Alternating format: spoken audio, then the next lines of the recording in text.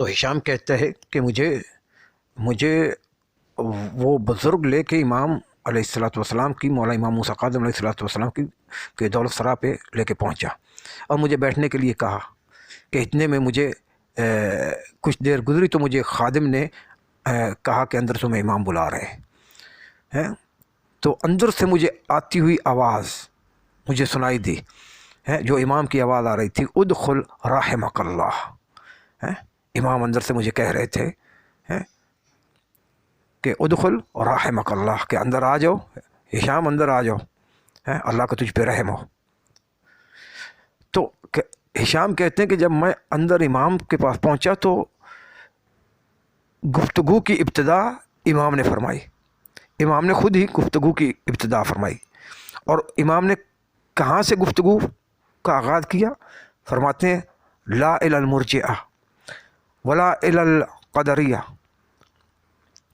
ولا الی الزیدیہ ولا الی المعتزلہ،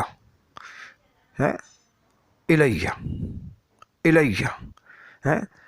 میں جب اندر پہنچا تو امام نے خود ہی گفتگو کا آغاز کیا، اور مجھے دیکھتے ہی فرما رہے، مجھے امام علیہ الصلوۃ والسلام نے انہی باتوں کی طرح وہی باتیں جو میرے سینے میں گردش کر رہی تھیں، جو سوال میرے سینے میں اٹھے ہوئے تھے کہ کہاں جاؤں، کس کے پاس جاؤں، تو امام علیہ السلام مجھے دیکھتے ہی کہہ رہے تھے کہ نہ مرجیہ کے پاس جانے کی ضرورت ہے، نہ تمہیں معتزلہ کے پاس جانے کی ضرورت ہے، نہ قدریہ کے پاس جانے کی ضرورت ہے، نہ زیدیہ کے پاس تمہیں جانے کی ضرورت ہے۔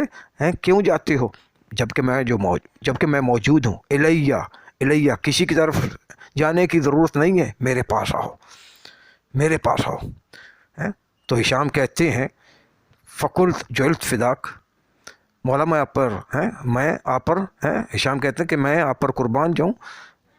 مضى ابوک، آپ کے والد گرامی تو وہ تو دنیا سے گزر گئے ہیں۔ مولا فرماتے ہیں ہاں، وہ دنیا سے شہادت پا گئے، وہ گزر گئے۔ مولا صادق، میرے بابا صادق، جعفر صادق دنیا سے شہادت پا گئے، گزر گئے۔ تو میں نے پھر پوچھا کہ قلت فمن لنا من بعدہ، تو میں نے پوچھا تو پھر اب امام صادق علیہ السلام دنیا سے گزر گئے تو ان کے بعد اب ہمارا امام کون ہے؟ اب کون ہے جو ہمارے مسائل حل کرے گا؟ اب کون ہے جو ہمارے مسائل سنے گا، ہمیں مسائل بتائے گا، ہماری اور دینی مشکلات پریشانیاں ختم فرمائے گا؟ تو امام علیہ السلام نے فرمایا انشاء اللہ ان یہدیک ہداک، کہ انشاءاللہ اللہ سبحانہ و تعالیٰ آپ کو ہدایت کرے گا، آپ کو ہدایت ہو جائے گی، آپ کو معلوم ہو جائے گا کہ امام صادق کے بعد کون امام ہے۔ امام صادق کے بعد امام اس وقت امام کون ہے، یہ آپ کو عنقریب معلوم ہو جائے گا۔ کہتا ہے کہ پھر میں نے کہا کہ جو فداک، میں آپ پر قربان جاؤں، یہ جو آپ کے بھائی ہیں عبداللہ، یزعم انہ من بعد ابی ہے، آپ کے بھائی عبداللہ وہ تو یہ سمجھ بیٹھے ہیں کہ آپ کے والد گرامی کے جانے کے بعد امام وہ ہے، امامت کا حق وہ رکھتے ہیں، اور جو ان پہ جن لوگوں نے اکتفا کر لیے، جن لوگوں نے ان پہ جو ہے وہ اتفاق کر لیا ان کی امامت پہ، ان کا بھی یہ کہنا ہے، وہ روایت کرتے ہیں کہ امام صادق نے فرمایا کہ میرے بعد جو ہے کیا ہے، میرے بڑے بیٹے ہیں، میرے امامت کا حقدار کون ہوگا؟ میرا بڑا بیٹا ہوگا۔ تو دیکھا سامعین محترم، ایک یہ ظلم ہوتا ہے جو بندہ، یہ بہت بڑا ظلم ہوتا ہے محترم سامعین، معصومین کی روایات میں جو ملا ہے، یہ بڑا ظلم ہے کہ اپنی امامت کا دعویٰ کرنا، یہ بہت بڑا ظلم ہوتا ہے، اس لیے کہ جب خدا نے نہیں بنایا ہوتا تو پھر آدمی اپنی کوئی بھی بندہ جو اپنی امامت کا دعویٰ کرتا ہے اپنے بارے کہ میں امام ہوں، کیونکہ امام تو اللہ بناتا ہے نا، امام اللہ منتخب کرتا ہے، پر ظلم ہوتا ہے جو اپنی امامت کا دعویٰ کرے۔ تو چونکہ عبداللہ نے اپنی امامت کا دعویٰ کر دیا تھا کہ اب امام صادق کے بعد امام میں ہوں، اور جو پھر کچھ ان کے ساتھی تھے ان کے قریبی تھے دوست احباب ہیں، انہوں نے روایتیں ایسی گھڑنی شروع کر لیں. ایسے وقت پہ روایتوں کی بڑا سہارا لینا پڑتا ہے. تو انہوں نے بھی روایات کچھ گھڑ لی کہ ہاں امام صادق اپنی زندگی میں کہہ گئے تھے کہ میرے بعد میرا بڑا بیٹا جو ہے وہ امامت کا حقدار ہوگا. تو ہشام کہتے ہیں میں نے موسیٰ بن جعفر سے پوچھا، میں نے کہا تو پھر آپ کے بھائی جو ہیں وہ تو اپنی امامت کا دعویٰ کر رہے ہیں، یزعم انہ بعد ابی ہے کہ اپنے باپ کے بعد وہ امام ہے. تو امام موسیٰ کاظم علیہ الصلوۃ والسلام فرماتے ہیں یرید عبداللہ ان لا یعبد اللہ. عبداللہ چاہتے ہیں کہ اللہ کی عبادت نہ کی جائے. عبداللہ نے، میرے بھائی نے جو یہ جھوٹا دعویٰ کیا ہے اپنی امامت کا، وہ چاہتے ہیں کہ اللہ کی زمین پر عبادت نہ ہو سکے، اللہ کی کوئی زمین پر عبادت نہ کر سکے، اس لیے کہ اللہ کو وہ عبادت چاہیے جو اللہ کے بنائے ہوئے امام کے ذریعے، امام کے، اللہ کا جو بنایا ہوا امام ہے اس کے وسیلے سے جو عبادت ہوگی کی جائے گی وہ صحیح عبادت ہوگی.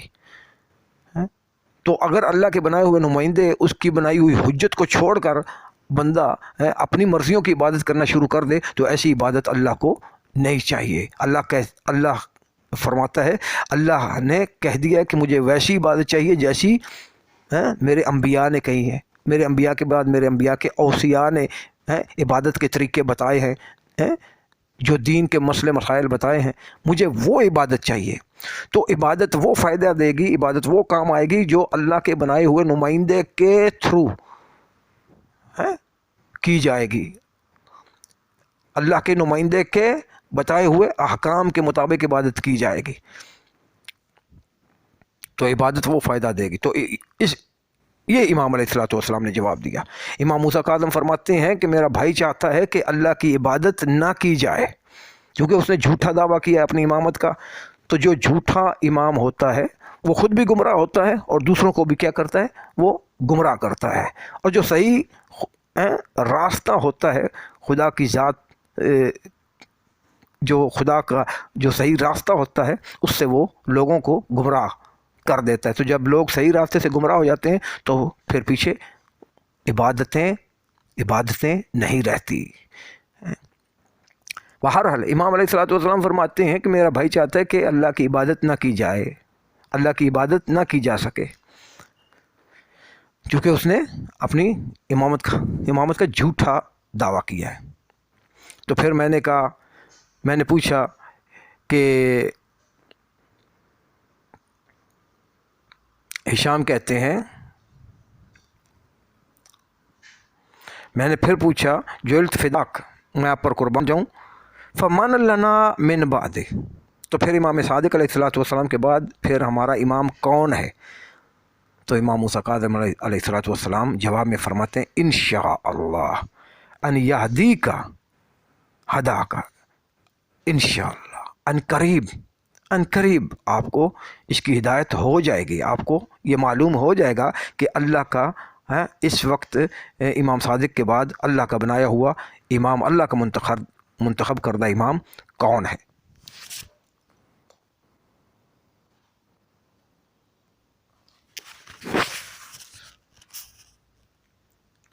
تو میں نے، ہشام کہتے ہیں تو پھر میں نے کہا کہ فأنت ہوا،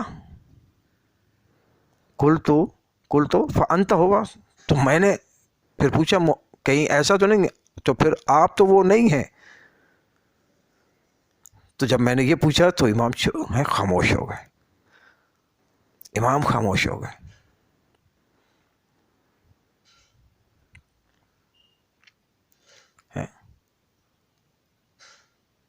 پھر میں نے کہا، ہشام کہتے ہیں پھر میں نے کہا جعلت فداک، میں آپ پر فرزند رسول، فرزند پیغمبر، میں آپ پر قربان جاؤں کہ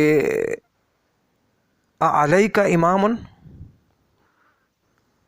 آپ کا کوئی امام ہے، آپ پر بھی کوئی امام ہے، علیہ کا امام، آپ پر بھی کوئی امام ہے.